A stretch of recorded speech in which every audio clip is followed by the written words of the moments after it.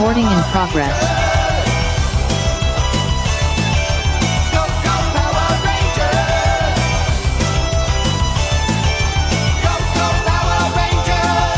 Mighty Morphin Power Rangers! Hey everybody, it's your girl Jade Feinics here of the Feinics Gate, and as you can see, I am back once again after a small hiatus as usual. It's what we do, it's summertime, you gotta enjoy the summertime. But I am joined here by Michael Gotto, who played young Tommy Oliver in the Mighty Morphin Power Rangers. Everybody say hello to Mr. Michael Gotto! Hey, what's up, guys? How's everyone doing? Thank you so much for joining us here today. Like, seriously, it's an honor. I am an OG Power Rangers fan, so like for me, I'm like fangirling like hard body right now. It's crazy. Hey, I'm honored to be on your show, Jade. Come on. Wow, like seriously, and I seriously also thank you for your patience with me. I know that we had a couple of missed how do you call those, ships in the night kind of thing going on, because unfortunately I did have a very significant death in my family, and that kind of like held it up. And then you had Power Rangers stop, and I couldn't be there because I had to cover a couple other conventions up here in the north, and I didn't get a chance to get down to Georgia. So No worries. I'm sorry for your loss, and no worries. Glad we could do this today. yeah, I mean seriously, and shout out to our boy Elias for hooking us up. Like seriously, shout out to Elias. The man is one of the hardest working people I've ever seen in the Rangers state community. Like Eli everything. I mean, he's the best. And Yeah. talk about OG fan. Oh yeah. For sure. Oh yeah. And more than that, like just a great human being, a great friend. That's really true. I mean, I met Eli, I want to say 4 or 5 years ago. And it was at, the OG Red Ranger had done a private meet and greet. And, I bought tickets because OG fan. And he was there, and like I got to talking to him, and I had met, that was the first time I had ever met him at like anything outside, because I had seen him at multiple conventions, always hanging around the Rangers and whatever, and I was like, oh, he must be like their PR guy or something. Did not realize that he lives here in New York with me, and that he was actually like cool, and we became friends, and here we are. No, that's awesome. Yeah. The rest is history. Yeah, how did you meet Eli? Actually, at the last Power Morphicon in Pasadena, California, last August, he came up to say hi, and instant connection, I'll say. We, stayed in touch. He's actually the reason I started a lot of my social media accounts and have been doing a lot of the things, and some of the merch I have on at my tables and everything. He's been a great friend in that and guiding me along the way. So I really appreciate him. We love this for you. We do. I mean, I remember seeing your episodes of Mighty Morphin Power Rangers, and I just, it was always like, oh, this is cool. They're kids like me now. Like, Well, you were the ripe age. I mean, you were right there with us. I grew up with you guys. Yeah, I did. I'm such an OG Power Ranger fan. Like, this is ridiculous. I saw Power Rangers. They did a Power Rangers live at Radio City Music Hall. Really? Mm-hmm. Obviously, it wasn't the actual Power Rangers. It was a bunch of actors and stuff, but I didn't know any better. Like, I was 8 or 9 at the time. So I'm there. Yeah. I'm thinking I'm the coolest because I had the Pink Ranger sound-activated gloves that they used to sell. And, and I'm like, yeah, I'm cool. And there's a Polaroid picture somewhere in my mother's house of me with, I think it was the Pink Ranger and the Green Ranger. Because, it's how we do. But, yeah, so that, like... Me and Kimberly. Mm-hmm. Pretty much, yeah. So I'm just sitting there, and I'm like, oh, my God, I really am a Power Rangers fan. Like, this is legit. Like, I still have all my Power Ranger toys. Wow, that's impressive. They're in the box. Because normally people, they'll get rid of their toys as they get older. But like, no, I'm finding that Power Ranger fans, they're some of the truest most genuine, passionate fans out there. I call them the world's greatest fans because they truly love the show, the franchise, and especially if you're there from the beginning, Yeah. you have a special connection. But It's true. It's true. I mean, and it's like a lot of people don't realize that like we grew up with the Rangers. Like they weren't that much older than us. I mean, you're not that much older than me, and you played young Tommy, and then the other actors that have played, I believe you're having a meet and greet this weekend as well, correct? yeah, so I'll be at Go-Go Ranger Station in Oaks, Pennsylvania, and there'll be lots of Rangers from different seasons there. Some OGs all the way to some new ones, and it's going to be awesome. I'm actually reconnecting with young Kat, Julia Jordan, who I played on the show with, and it's been 20 plus years since I've seen her, so it's going to be a great reunion. Wow. And you're only going to be in PA for Saturday? So only in PA for Saturday, and then coming over to New York on Sunday. We have a private meet and greet going on where Julia Jordan, Jordan Fight, who plays the Gold Ranger on Dino Fury and Cosmic Fury. So the current Gold Ranger and I, the three of us will be doing a private meet and greet in New York City. The information's on my social media, but yeah, we're excited to meet the folks that are going to be there. So, if you guys are listening to this, you should go and do that on Sunday, July 16th from 12 to 2 p.m. in an undisclosed location in Manhattan, because you got to buy a ticket first. We're not going to do that spoiler stuff here. No. We don't do that spoiler stuff here. I'm excited because the Ranger stops, like, are huge. Absolutely huge. Like, all my friends always either go to Georgia or I know a bunch are coming down to PA this weekend. I'm excited. I was gonna go, but then I have to actually do a couple of things this weekend, so I can't go. But I am trying to get to your meet and greet on Sunday. I'm trying. Ooh. Yeah, it's just I gotta see, because I'm waiting on a couple of other things to line up, and then if I have the ability to do it, I'm gonna do it. Okay, I would love to meet you in person. That'd be fun. I'll probably sit there and just be like, hi, how you doing? I am such a geek. You have no idea. It's horrible. I'll get you up. I'll teach you some martial arts. How about that? If you show up, I'll teach you a move or two. Believe it or not, I actually did take Taekwondo for quite a while, thanks to the Power Rangers. You need to teach me something. It's been years since I've even tried. I mean, I know how to street fight, but that's it.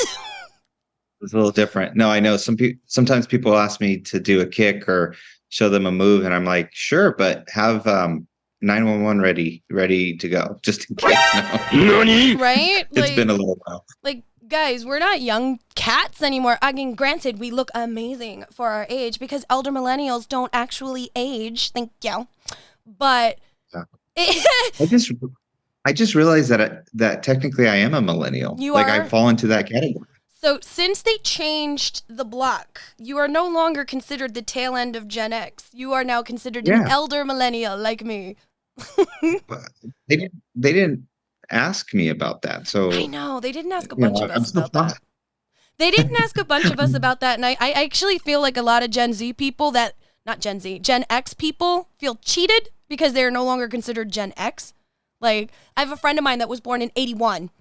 And he gets so angry that he is no longer considered Gen X. I'm like, you're a millennial. And he goes, no, I'm not a millennial. No, I'm like, you're a millennial. You're an elder millennial. They pushed the generation back to 1980. It's now starts 1980 and ends 1994 or 95.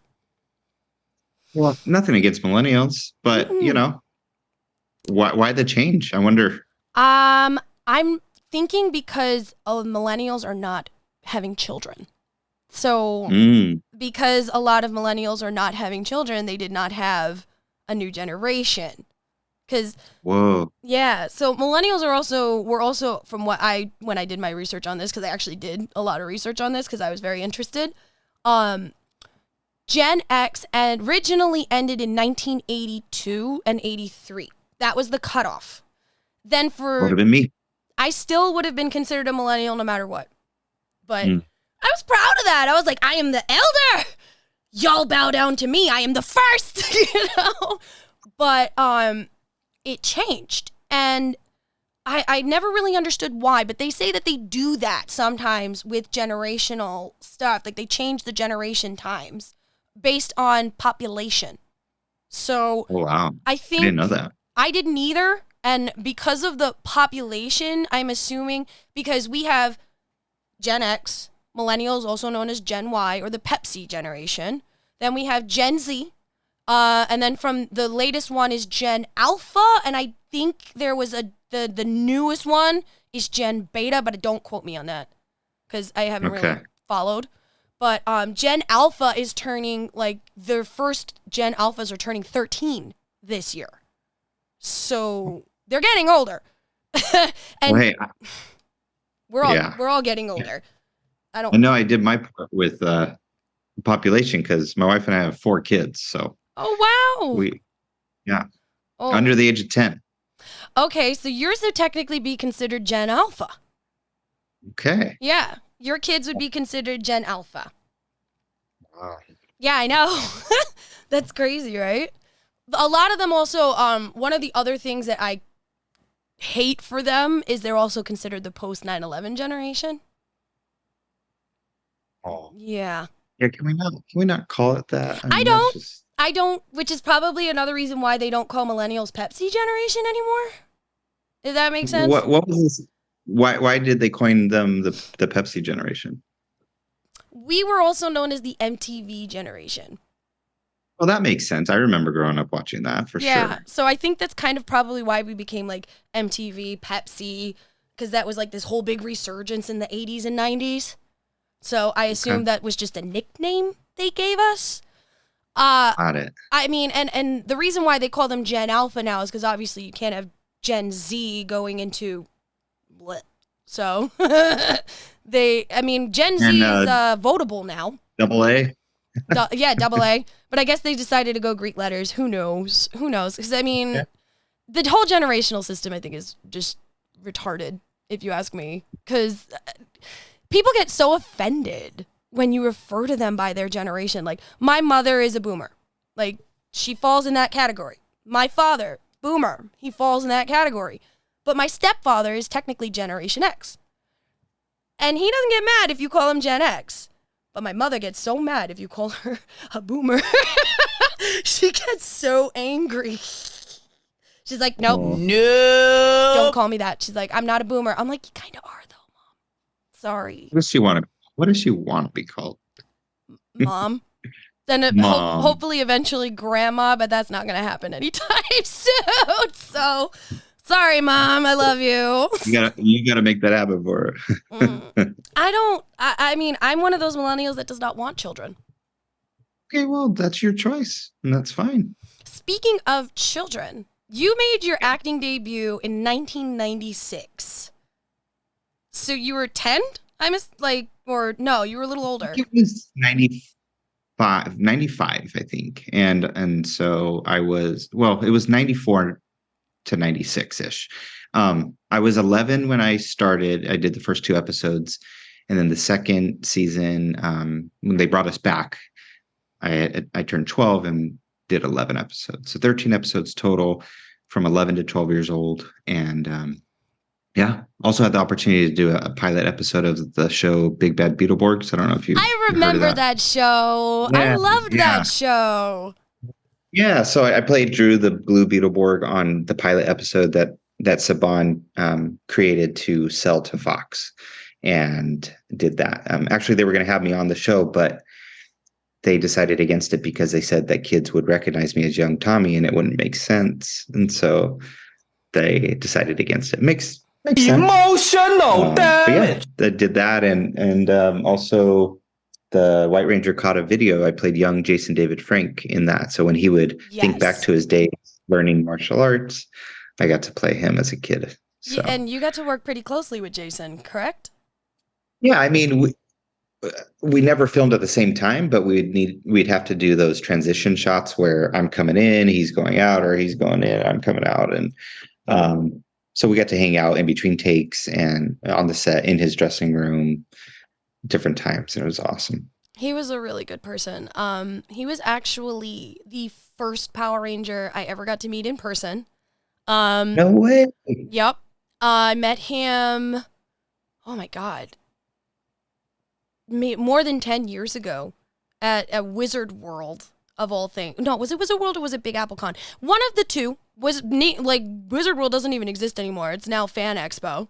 But I met him and I got to, we just talked like for longer than we probably should have. And we became friends. Like, I actually got really close with his personal assistant because she also lives here in New York. And, yeah, like, we were friends. And, I mean, not the kind, like, I mean, obviously, you know, he's a huge star. I'm not going to, like, go out to his house and hang out with him with his kids and wife and stuff. But, like, we had each other's phone numbers. Like, he could text me, I could text him if we wanted to. That kind of a deal. I never abused that power, but, you know. The person he was, you know, he always connected with people and loved people and certainly loved his fans. So yeah, I mean, the same goes for like Austin St. John, the original Red Ranger. When I met him at that meet and greet about 5-6 years ago, we connected on a level because I'm an FDNY paramedic. He was a paramedic in the Army. Or was it the Army? Yeah, Army. oh my gosh. Yeah. So, you know, armed forces, because I was also in the Army for a little bit. So, yeah, like there was a lot. And again, I really do attribute all of this to Power Rangers because I always wanted to be a hero. I always wanted to be a teenager with attitude.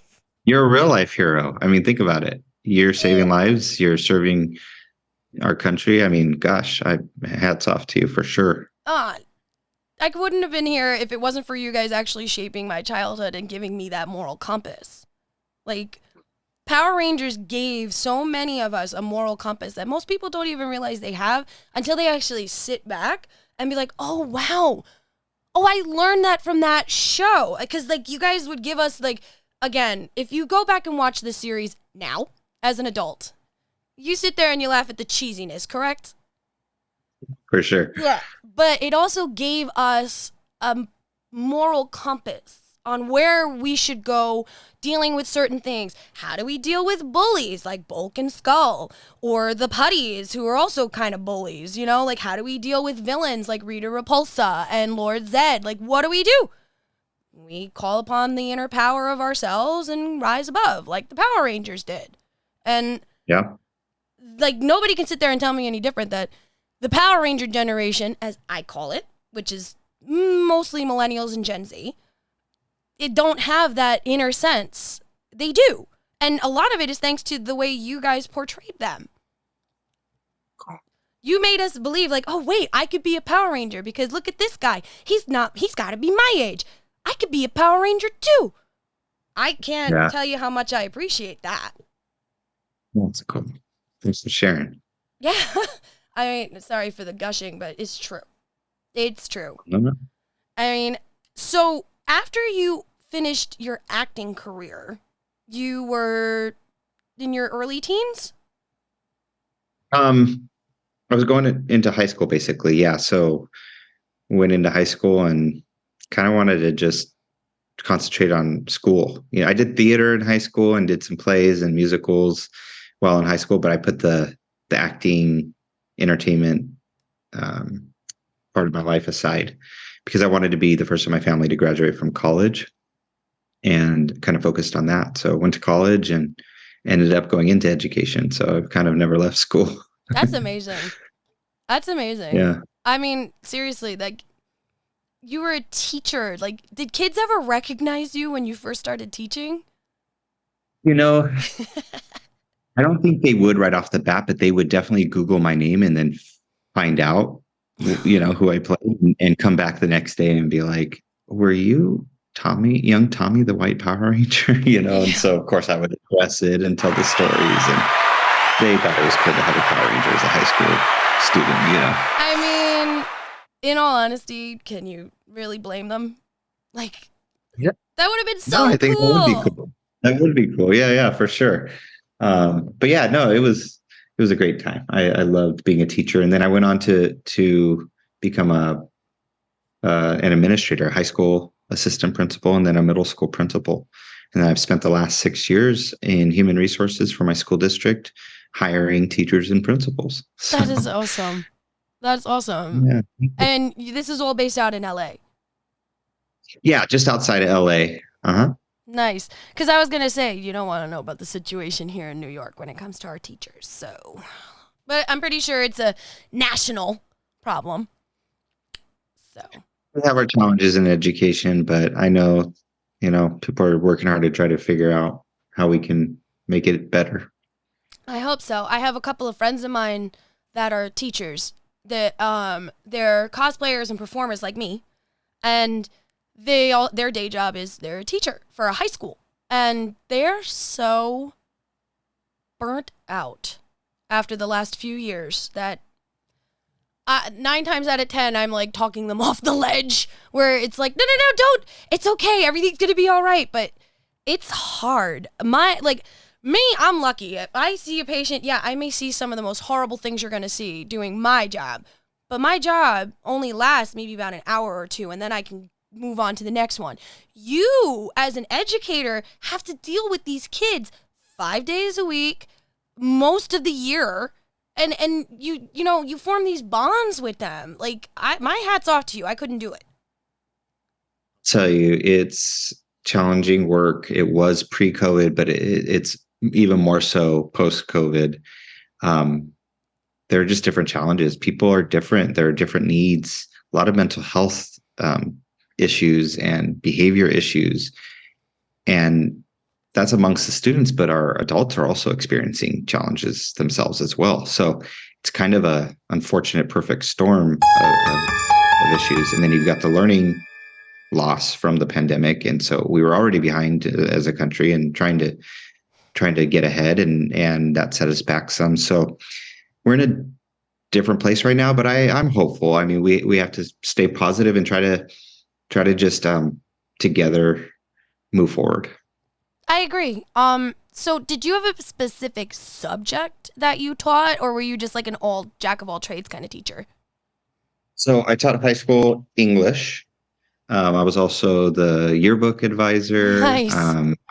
Yeah, I became the activities director, so I was like in charge of leadership.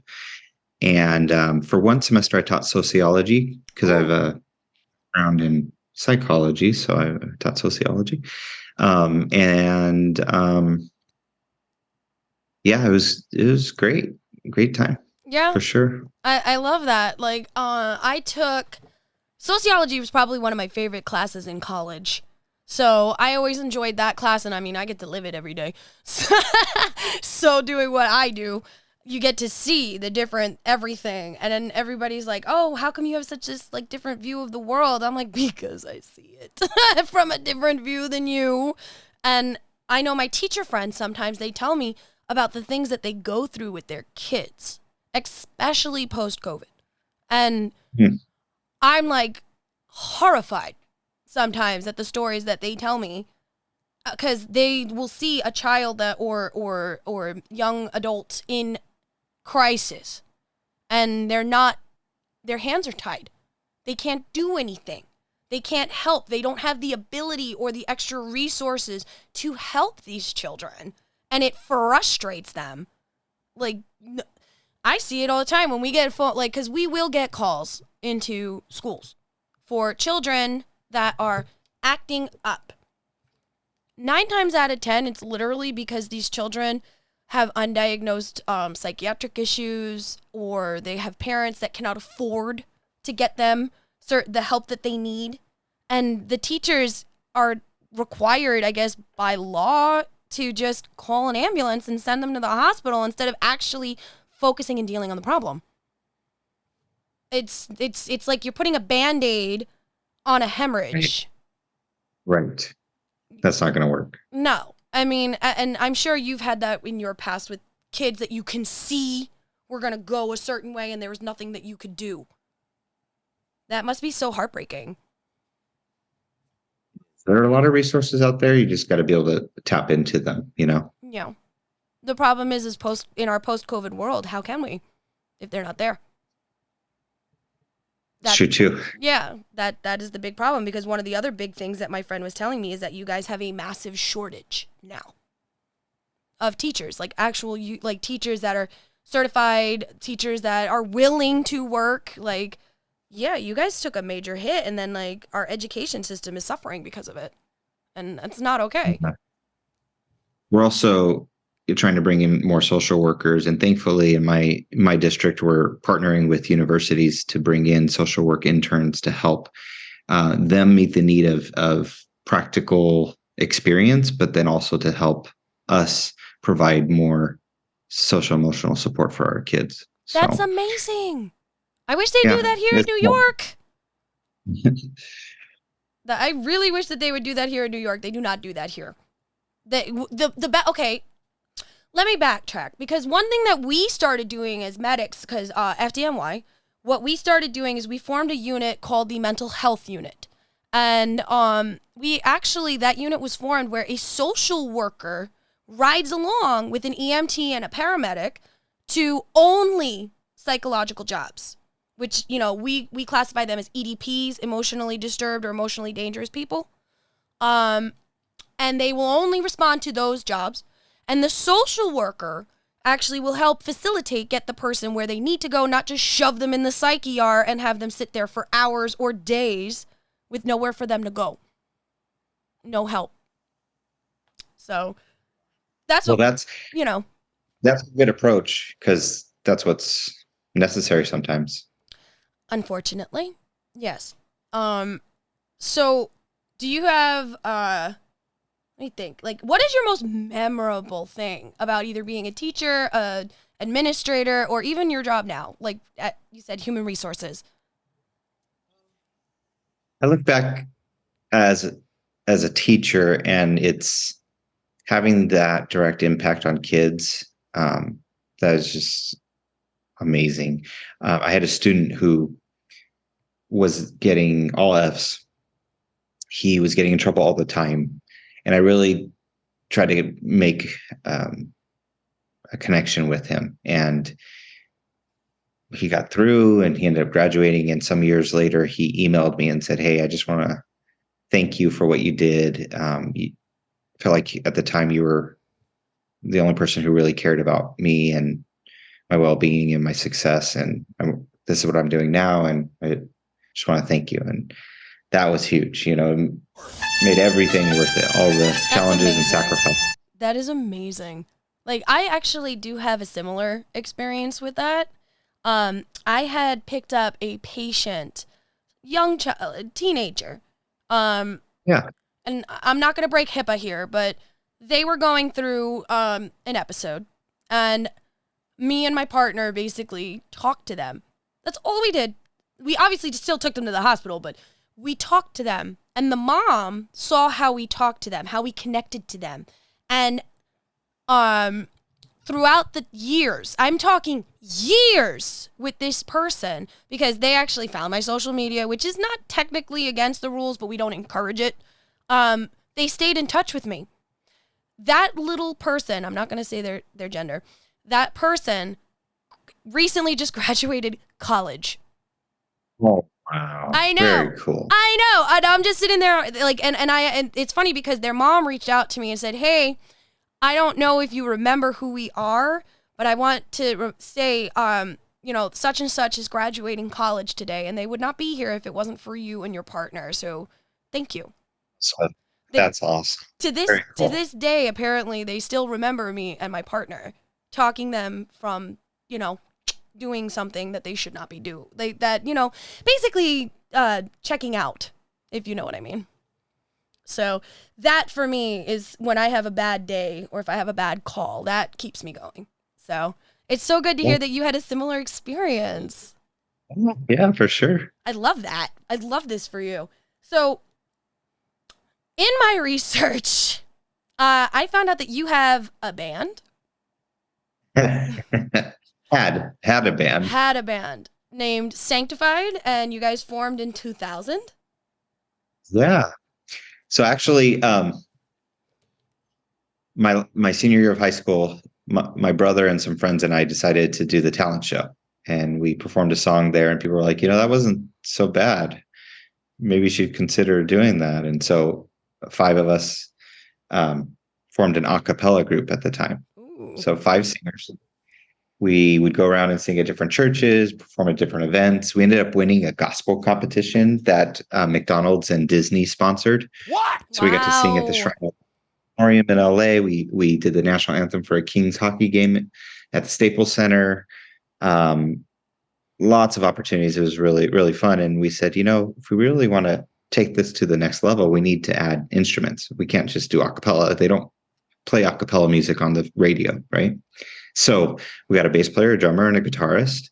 1 singer left. That left 4 vocalists and 3 instrumentalists. So 7 guys in a band called Sanctified. And it was probably a mix between, I don't know, Creed, Stained, Evanescence, and a little Backstreet Boys without the choreography, just the harmonies.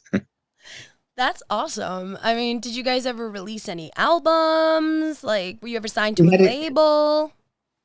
Great question. Yeah, we had an EP, put out some songs that we produced. We were never signed by a label, but we did have an offer from a producer to do 3 albums with him. We ended up deciding against that for various reasons, but we nonetheless still got to play really cool shows. I don't know if you've ever heard of any venues out in LA, the Roxy, the Whiskey A Go Go, Key Club. Oh yeah. We also played House of Blues in Anaheim. And then played at different churches around California, Arizona, played at a college in Missouri. Wow. It was a fun time. It was a blast. It sounds like fun. Like I tried to do the whole band thing when I was in high school. It was me playing bass, my friend playing guitar and rapping, and then our other friend doing our drums, and then we called ourselves the Have-Nots because we had nothing. And we were pretty good, but he wanted to be a rapper. I'm not into that kind of stuff. So it kind of caused differences of opinion, and then him and then our drummer decided to continue doing their rap thing. And I was like, all right, cool. I'm going to go off and actually graduate high school now. Bye. So, yeah. You kind of have to be on the same page with the type of music for sure. Yeah. He kept trying to get me to rap, and I'm like, listen, no. I don't want to do that. I do not have that kind of rhythm. And he was like, but you have a great voice. I go, yes, for singing, not for rapping. I'm sorry. I have no interest in being the next Vanilla Ice. I don't want to do that. Yeah. Because do you still sing? Sometimes, at karaoke. Ooh.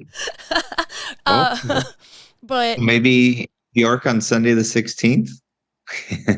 Hey, I would not say no. There you go. Mostly because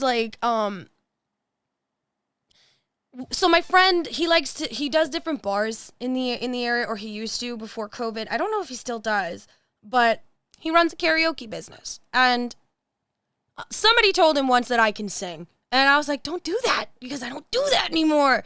And he was just like, okay. But then whenever he sees me, I try to hide. Because, I go to support. I don't really want to be in the spotlight because I also have massive stage fright. Surprise! I'm a crazy person. Hey. Yeah, I don't know. I wouldn't have guessed that at all. I put up a really good front. It's the professional mask, But he always makes me sing whenever we go out. So I don't say no to karaoke, but it's always a shock when people actually hear me sing. Because they're just like, why did you not do anything with this? I'm like, because I have a higher calling than trying to get into that rat race. And now you can hear my pretty voice on my podcast, so deal with it that way. It's like, but I would have loved to been able to hear your music. That would have been cool. Yeah, you know what? We used to have a MySpace to take us back a little. Oh, MySpace was so good. Yes. It was fun. And I don't think it's up anymore. I think I still have some CDs in some boxes somewhere, but I don't know where. Actually, I do have a song I could send to you later, but yeah, I have a song on my phone. My brother did email me one. Yeah, it's called Worst Enemy, and it's all about how we are our own worst enemies.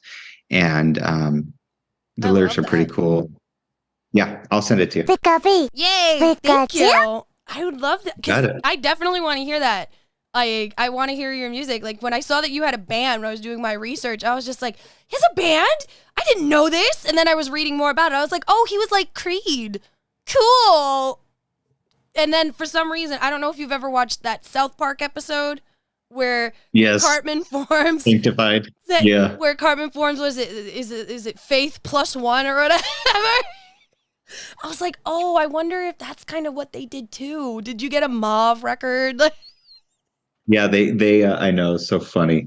They made fun of a Christian band called Sanctified, and yeah, people are like, "Are they talking about you on that show?" We were like, "We don't know, maybe." Maybe. I mean, you never know with people these days. They catch you in passing, and then they next thing you know, it's like, wait, what? Because like one of my friends is the real life Peter Griffin, and they mentioned Wow. him. They mentioned him on Family Guy, so he is canon. Wow. He's canon. I was thinking recently, like maybe my band and I should do a reunion show at some point, and just whip out the old music and see who shows up and have fun. Yeah, why not? I mean, if it brings you joy, I'm all about joy. Like if it brings you joy, do it. Like just do it. And a lot of people don't have that luxury, so if you do, go for it. Honestly, I Yeah. totally support I this. like Totally your funny support words, this. Magic Man. Question for you: were you classically trained in martial arts when you got the acting job, or did they teach you? So I grew up learning martial arts. My dad had a karate studio. I ended up becoming an instructor and all of that. So yeah, I actually knew martial arts before the show. Hadn't seen the show before I got the part. That's fine. It was brand new anyway. But no, it was starting to blow up. And then quickly learned what it was all about. But no, so I did some martial arts on the show, and that's me. Yeah, they didn't have to teach me. In fact, in one of the scenes, I fight the putties, and the director tasked me with choreographing the scene because he knew he's like, you know, martial arts, so work with the stunt guy and figure out what you want to do. That's so I was 11. cool. I was 11. Yeah, it was fun. That is really cool because that's kind of like some of these things. Because I do know that in the original Rangers, while all, if not, yeah, I'm pretty sure like every single one of the Rangers had training, they would still cut to the original Japanese version for a lot of the fights. And I always never understood that part where it's like, you have actually trained actors here who are doing your stunts for you. What Saban, what are you doing? Like, but from what I'm learning as I've met some of the OG Rangers and was able to sit down and have conversations and listen to what they have to say, Saban was not a very good company to y'all back then. You know, people will say that. As a kid, and from what I remember, they were good to me. I don't have any complaints. No, I really had a great time. I was thankful for the opportunity to be on the show, to be part of this legacy, you know, that has been around for 30 years now, and transcends, you know, not just time, but also the United States. It's worldwide, and it's really cool. Yeah. So yeah, I know that others have had concerns and complaints about their experiences, but overall, I'm grateful. I mean, in all honesty, whenever you get into a business like that, the overlord is always going to be kind of a jerk. Like, it's just kind of goes with the territory, I think. But if they hated it so much, they wouldn't continue to rep the legacy. I can tell you that. Like, it does not matter whether you're part of it or not. You're part of that's it. You are a Ranger. Like, there's no changing that, you know? Personal experiences notwithstanding, I am not invalidating anything that may have happened to any of the other Rangers or anybody in the business, nothing. But the fans didn't know any better. And we still love you no matter what. You know, I mean, That's cool. unless you go and kill people like one of the Rangers, other Red Rangers apparently did. Oh yeah, I heard about that. That's unfortunate. Yeah, that's really bad. Yeah. I mean, and then apparently Austin was getting into some trouble because of like COVID crap. And it's like, hey, you leave my Rangers alone. Leave them alone. Like, they're human. So I don't even know if that's been, found, if there's anything found there. So, but yeah, I think most people appreciate their experience and being part of the legacy, the franchise, in whatever capacity, they were in. And 30 years later, you have lots of us who are out there now. I'm just getting on the con scene. I've only been to 3 cons so far. My 4th will be this Saturday in Pennsylvania. How did you feel after your first one? Was it culture shock? I was on cloud 9. I was like, this is the coolest thing. Meeting the fans and connecting with people who actually passionately, genuinely love the show was so cool. And I just didn't know about it. I didn't know that there was this whole convention world. I had only heard of San Diego. I'm not even kidding. I had only heard of San Diego until JDF called me one day. And he was like, Michael, you need to get out here. People are asking about you. They want to know what you're up to, where you are. I said, okay, I didn't know. He's like, come to Power Morphicon. And I was supposed to do that in 2020, but then COVID came. And so that got postponed, of course. I would have started sooner, but thankful that I did last August. And here we are. I'm just glad you're here. You know, thank you. Like seriously, because a lot of the times people are sitting there and like they obviously want the OGs. They obviously want the OGs. And unfortunately, 2 of our OGs are now gone. So we do the best that we can with what we have. I have been lucky enough to meet every single OG Ranger except for Tui Trang. That was the only Ranger I didn't get to meet, and that was because literally the poor woman died a week before 9/11 happened, and cons were just not a thing for me back then. I was 16, and I knew what cons were, but I was like, oh my God, that's nerd shit. I'm not doing that. So, I obviously have changed my tune a lot since then because I started going to Comic-Cons, like actual Comic-Cons in 2003 when I started, just before I graduated high school. And nice. Yeah. So like, I think the very first convention I ever went to was one of the original New York City Comic-Cons. When it was still... Oh, that's... Yeah, it's huge because it was still in a basement. It was still more about comics. It barely had any guests. I went in, I loved the atmosphere, and I was just like, oh, I want to do this. Like, this is where I belong. I have found my people. Just like I'm assuming you had the same thing where it's like, this is my people. Hello, my tribe. I found you. Well, I've already met so many people and have made what I consider to be lifelong friends at this point, and I'll cherish these friendships because these people are just so special to me, and it's exciting to continue to meet people, and I'm excited to see what the future holds in terms of where I'm invited to go and meet folks. So yeah, what did you think of the new Netflix Power Rangers special? I thought it was cool. Yeah, it was different. It kind of made you think. It was a throwback for sure. Sentimental, nostalgic. The storyline was interesting. And yeah, at the end there kind of left things open for, oh gosh, could something come from this, which is different. I liked it because it literally felt like a love letter to the original. It was like, It was beautifully done. So many people gave it crap because it's like, no. It was a love letter. This was a homage. This was a continuation that we did not get in the Power Rangers movie.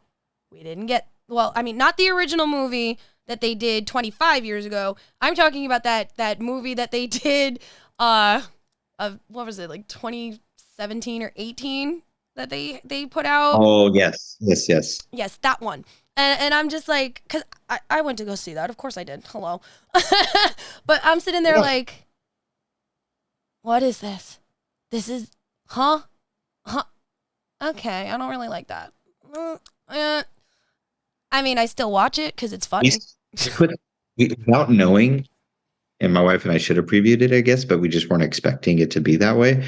We put that movie on with our kids. We were going to watch it as a family. Oh, dear. Because they're all into it now. They know I was on the show, and they watch all the seasons and love it. And we were like, because we knew about the original Power Rangers movie, came across the Turbo, and we're like, wait, there was one in 2017? What? Yeah. And put it on, and unfortunately had to quickly turn it off because we have 4 kids under the age of 10, and it wasn't appropriate. It wasn't appropriate for them, Yeah. No, completely understand. I mean, the original OG Power Rangers movie, one of my favorite movies. I have it on VHS. And I have that thing on VHS. Ivan Ooze. Ivan. The Ninjetti, come on, and the quality was great too. I mean, it's cheesy, but, it's all cheesy, but it was well done, and I think everyone did a great job on it. And it gave Van Halen a resurgence. Why not? There you go. I mean, it's Van Halen. Come on. Van Halen broke up apparently the year I was born. Who knew? But, the 10 years later, you're bumping a Van Halen song, sitting there going, I'm cool like the Power Rangers because I just saved Angel Grove. I don't care. I love that movie. It's not cheesy because honestly, if you ask me, some of the movies that are made now still do not hold up to that standard of that movie. And I actually did enjoy the Zeo movie as well. I did. I mean, I wasn't a fan of the Zeo Rangers, but I liked the Zeo movie. It was good. I haven't watched all of them. Not gonna lie, I kind of fell off after they did Dino. So I was like, meh. But it's all on Netflix, so I can watch it when I want if I have to. If it's not on Netflix, it's on Hulu. It's there. You can, sure. For sure. I mean, honestly, like, if you want Power Rangers, you can find Power Rangers. I'm dating myself here, but I remember when the OG Rangers first came out, they had CD-ROMs, interactive CD-ROMs that you could put in to your computer, and you could play a game or puzzles, and it would unlock episodes for you. I had all of them. I don't know what happened to them, but I had them. So, I mean, yeah. And I'm, again, not kidding when I say I actually still have all of my toys. And I actually went back and found those toys in boxes. And I have them in their boxes. Mm-hmm. Oh, wow. That is awesome. Yeah, I have the original Dragon Zord in its box, and that will never come out. Yeah, I think I have an original Megazord as well, and a Ninja Megazord. Yeah, I do. Because I love the Zords. I love them. So, I mean, the toys were great. Some of them were really creepy and deformed. And did you ever get your own toy? No, they didn't make any toys of the Young Rangers. But funny you should ask because just recently I was talking to someone and they're like, they should really consider doing that even now because there are people out there that would buy that stuff in a minute. In a heartbeat. In a heartbeat. Yeah. I would. Yeah. Like, I make it a point to, because, like, I'm a big fan of SH Figure Arts. So they released a whole bunch of Rangers. I have them. And I think I bought 2 Green Rangers, and one of them is actually signed by JDF. I have a lot of signatures from JDF from over the years. I have a poster that I have been working on, I would say for the past 10 years, that has every single Ranger's autograph on it except right now one, and that's Billy's. Well, I don't count Tui because obviously I'm never going to get that. But Billy is the only one. David Yost is the only one I'm missing on that. And now once I complete the OGs, I'm going back and I'm going to be getting yours. I'm going to be getting Miss Jordan's. Like, it's going to happen because I need all of it. Well, I just reconnected with David Yost at Ranger Stop and Pop in Atlanta a couple weekends ago. It had been 28 years since saw him, and Wow. I connected with him a lot because he figured out a way to grow up before the rest of the Rangers, and so we actually filmed with him. Whereas even with JDF, I never actually filmed with him. We would step in each other's places just for the transitions, but David Yost, we had lines together, and Did he did remember scenes you? together. Yeah, which was so humbling because I didn't think he would, but I walked up to him and I said, and I went up and he looked at me and he goes, Michael. I said, yeah, and it was just a great moment. Oh And my God. really, You had your yeah. own Harrison Ford and Short Round moment. You did because that's cool. amazing. Oh, I love that for you. I love that for you. Thank you. That is so cool. Like you God. It's so funny because you knowing karate, and I mentioned that I take taekwondo, or I did when I was younger. There are so many of my friends that actually, like, when they do their little moves, they still do the hiya, or all the freaking Power Ranger noises that we used to make as kids. And I'm sitting there. It's like one time I pointed it out to my friend. I was like, hey, you still make that noise like you're a Power Ranger, right? And he's like, because I am a Power Ranger. I'm like, yes. That's awesome. Once Power Ranger, always a Power Ranger. It's true. Have you ever thought about actually cosplaying as a Ranger and just walking around a convention to see how many people, like, would, if they could recognize if it's you or not, like in the suit? No, I haven't. But nobody wants to see that. Yeah. I mean, you never know. I enjoy all others cosplaying. I enjoy taking pictures with cosplayers. I enjoy seeing their costumes. It's fun, but I don't know about me getting in there. I get you. It's not for everybody. I mean, I myself, believe it or not, as big of a fan as I am, I've actually never cosplayed a Power Ranger. Oh, is that going to change someday or what? Yeah. I'm actually in the process of working on two. Two Rangers. I am working on doing the OG Pink Ranger because she was always my favorite. And they did for Power Rangers, the video game that came out, something in the grid. My brain is giving me ADHD moment, but I think it's Crisis in the Grid. And it was a video game, and they did a Street Fighter Power Ranger crossover where some characters from Street Fighter get powers from the Morphing Grid. And so I actually already cosplay a Cammy, because she's my favorite from Street Fighter. So I looked it up. She has a Ranger form, and I want to do that. But it's expensive because I have to get the helmet and everything else custom made. So that's an investment. It is. It is. Because it's not like I would only wear it once. I would wear that again and again and again and again. People will love it, and you'll be blessing them along the way. Hopefully. I mean, you never know. You never know. I mean, I've been so lucky in cosplay to be able to make the connections that I have. Those connections led me to you. I mean, and now, like, I'm going to see what I can do about coming and hanging out with you guys on Sunday. Like, I'm going to make it happen. Because if they haven't gotten back to me by the end of business day, which was today, I can just assume it's not going to happen. So I'm just going to make it happen for Sunday for me because I need this. But deserve it. You deserve. I do. I deserve to hang out with some Power Rangers. Are you kidding me? Like, this is my legacy. This is my. It's a more intimate setting. I mean, it's a smaller setting, where we can actually talk. So it'd be good. Yeah, I would love to have this kind of discourse with the others as well, Yeah. and just to get to meet you in person, So that would be amazing. But Zoom is cool, but in person's better. Exactly. There's nothing better than organic, if you ask me. And that's not just for food. So, but we are unfortunately reaching the end of our time. Again, I want to thank you so much for taking time out of your day to talk to me and, deal with my insanity. You've been amazing. I love being on your show. You have an amazing show.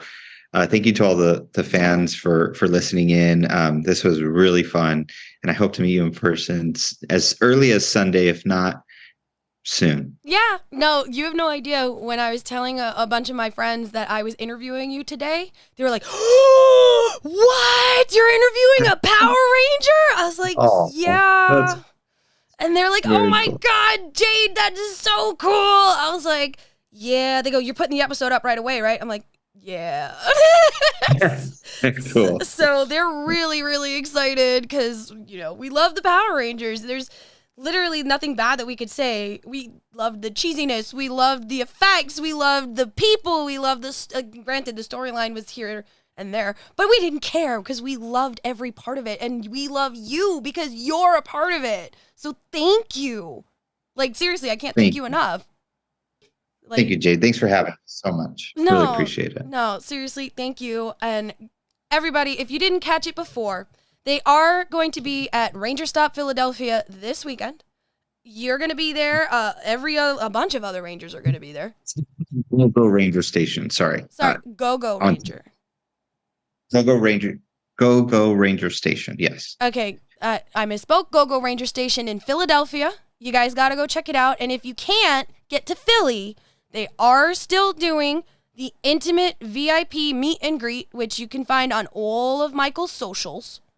And I will be posting up a picture of it on the Feinics Gate socials as well. So you guys need to go buy your tickets and meet this amazing human being in person along with Julia Jordan and Jordan Fight. You guys got to do it. Do it. Do it. You have no choice. I've said the Feinics Gate has spoken. Do it. It's done. All right. Again, Michael, thank you so very, very much for joining us. Guys, if you're not following the Feinics Gate on all of our social medias, what are you waiting for? Like, come on. We are on Twitter, we are on Twitch, we are on, oh my God, YouTube, we're on Instagram, we're on Facebook, we're on TikTok, we're everywhere. Everywhere. You can listen to us on Spotify and every other platform where podcasts are done. We're on iHeartRadio, we're on Apple Podcasts, we're everywhere. So, guys, say goodbye. Love you all, and until next time, this is the Feinics Gate. Catch you later.